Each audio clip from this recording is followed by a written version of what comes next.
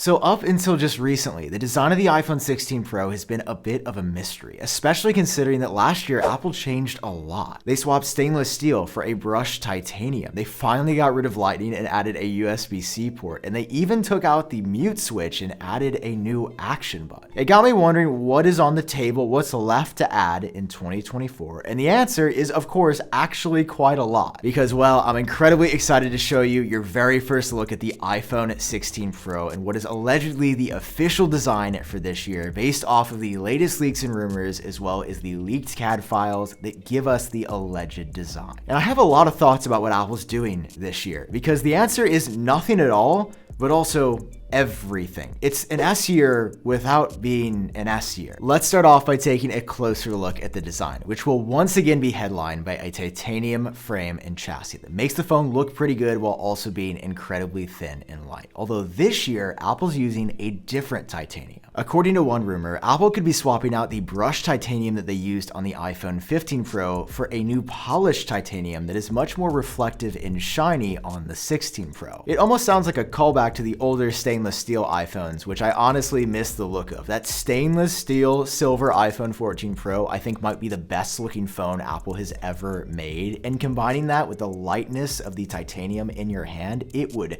look and feel so good. And speaking of how these phones are going to feel in your hand, they are going to feel a little bit different because they are getting bigger for the first time in years. On the iPhone 16 Pro, Apple is widely rumored to increase the screen sizes from 6.1 to 6.3 and 6.7 to 6.9 inches, which is kind of a random adjustment in size. I'm not actually sure why Apple is going a 0.2 inch increase on both of these phones, but they are. Apple's likely going to be achieving this by not only making the phones ever so slightly larger, but also by thinning down the bezels even more than they already are, which is insane. The bezels on the current iPhone 15 Pro are legit ridiculous. That being said, we do have some bad news for the displays in that Apple will not be adding the dynamic dot or a smaller dynamic island this year any longer. While initially reports were saying that Apple was going to shrink down dynamic island, it will still be the same size, pretty much exactly how it is now. And from the current rumors, the dynamic dot is coming next year in 2025. So one more year until we get this look on the iPhone, but for 2024, same dynamic island once again. And one of the first apps I'll be installing on my iPhone 16 is UPDF that sponsored today's video. I'm constantly looking through contracts and other PDFs that I need to make quick edits to, and UPDF is the most versatile and effective program I've used to do this. And with UPDF, there's AI built in, so you can summarize, translate, and explain the content that you're looking at. The Summarize AI feature can take a PDF hundreds of pages long and shorten it within seconds so that you can go through it efficiently. Next, there's the Translate AI feature, which works with 38 different languages, so you can quickly understand the content. And my favorite, the Explain AI feature, can take any block of selected text and help you understand it with a detailed explanation of what it's specifically talking about. And on top of that, the UPDF AI also has an Ask PDF mode where you can upload documents and ask questions about the content, or there's even a chat area where you can ask the AI whatever you want. Keep in mind, all these AI features come on top of the other essentials, like the ability to annotate PDFs and edit them, changing the text to what you want, converting to a new format, protecting with a password, and organizing your PDFs as well. Right now, you can get an exclusive discount on UPDF Pro when you use my link down below in the description. A huge thank you to UPDF for sponsoring this one. Now, let's get back to it. That being said, I do think the colors look actually halfway decent this year, which is not saying a lot considering the track record of boring colors for the Pro models, but for 2024, these are the rumored options. We've got a black and white as always, but a more neutral titanium gray color, as well as a brand new rose option. And that rose option sounds like Apple is going to be bringing back gold in some form or another. I mean, they got rid of it on the 15 Pros. That was pretty controversial. Gold has always historically been a super popular color in China, a market in which, by the way, Apple and iPhone sales are really struggling right now. So bringing back a color specifically designed to tailor to that market could be a smart call. And the fact that I think rose looks nice. It feels like a very pro color, and while it is not bursting at the seams with energy or life, I think I've just come to accept that the pro colors will never be fun again. Sounding like another another year of if you want the cool, fun colors, you gotta go down to the cheaper iPhone 16, where you will also be getting that sick new vertical camera design that looks incredible. You know, it had me really hoping that there'd be some big changes to the design of the triple camera setup coming for the Pros, and that is just not happening. Apple is once again opting for the exact same look for the 5th year in a row, although Apple's changing pretty much everything about the inside of here. Like both of the iPhone 16 Pro and larger 16 Pro Max models will have the 5x tetraprism telephoto lens that produces some of the crispest photos you will ever see. That's the first lens getting an upgrade, as Apple is also upgrading the ultra-wide lens. One rumor is saying you'll be able to capture photos with the full 48 megapixel sensor, which will significantly increase the quality on the ultra-wide lens, maybe the biggest since we got the ultra-wide in 2019. And on the main wide camera, or potentially all of the lenses on their coating, there could be a new process that Apple is using to reduce glare and ghosting, as well as lens flare. Now,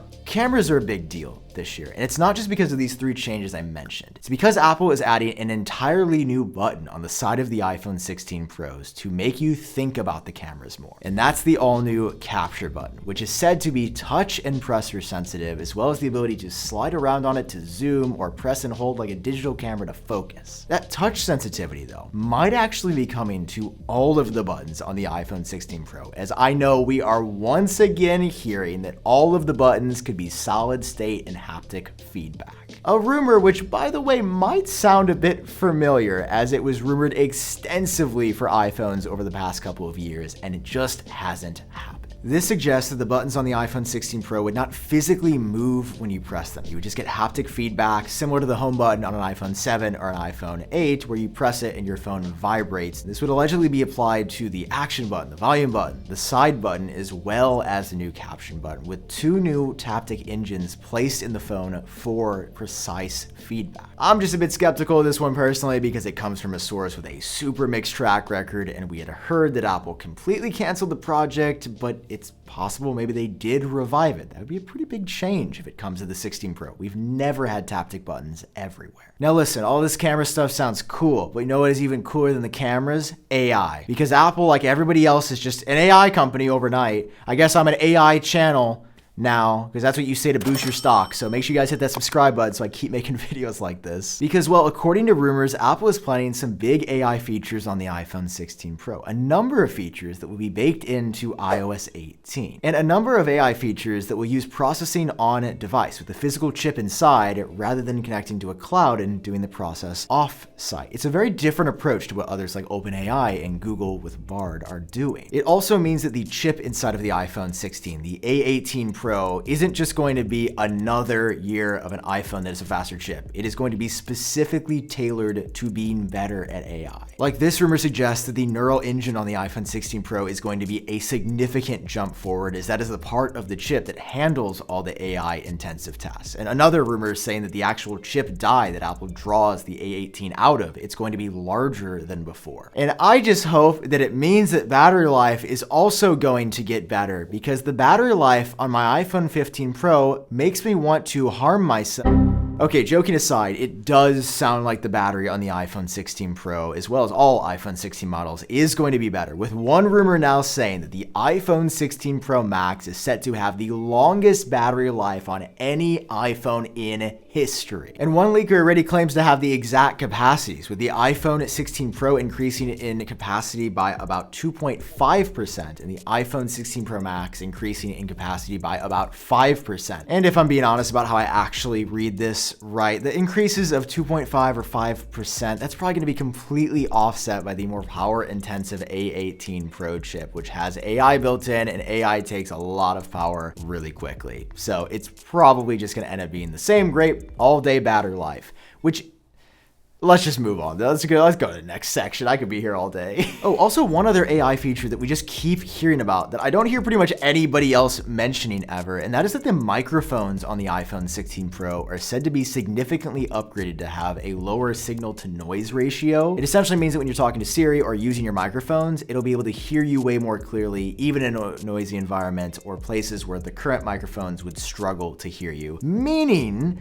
that I'm pretty sure that the iPhone 16 Pro and iOS 18 are going to have some kind of Siri GPT type functionality where you can ask your phone pretty much anything, and for the first time in iPhone history, it might actually know the answer. Looking now at the entire package of the iPhone 16 Pro, Apple is really changing everything and nothing at the same time. Like, every key part of the phone is being tweaked in some way, but it also looks basically the same. Here's my theory as to why it's gonna be a boring year. And I put massive air quotes around that because I can already see the comments, same phone, nothing changing, Apple innovation dead. I don't think that the hardware and even any of the rumors that we've talked about in this entire video are going to really be the thing that makes this phone look new. Because the thing that makes this phone look new is also going to be the thing that makes the current phone that you're probably watching this video on look new as well. Because Apple this year is planning the biggest change to iPhone software in history. It is iOS 18. It is said to be a redesign year. It's going to add a new version of Siri that works. It's going to have AI features built in from the ground up. I cannot stress how big of a deal this is, as the last redesign was iOS 7 in 2013. And guess what we got that year? We got the iPhone 5S. We didn't get a completely redesigned phone. We got the same thing, but a little bit different. And the main focus was the software. And what you got to experience on the iPhone 5S was a little bit of a different version with iOS 7. I just feel it in my bones that iOS 18 is going to be a big story. So if you're watching this video like, man, the iPhone 16 Pro it's really not different at all. I'm with you, but I'm also against you because I think iOS 18 I think it's going to be a big part of the story as well. And we'll see that on WWDC Day in just about a month. I cannot wait. So subscribe for all the latest updates on iOS 18 as well. And finally, a massive thank you to Crody, who designed all of the renders that you saw throughout this entire video. They are absolutely unreal. So give him a follow if you haven't already. A link to his profile is down below. I have been Sam. I hope all of you are doing well, and I will catch you in my next video. Bye. Thanks for watching. You guys are the best. You make my day. See you later. By the way, a huge thank you to Crody over on Twitter who made all of these renders. His work is absolutely insane, so definitely follow him if you haven't already.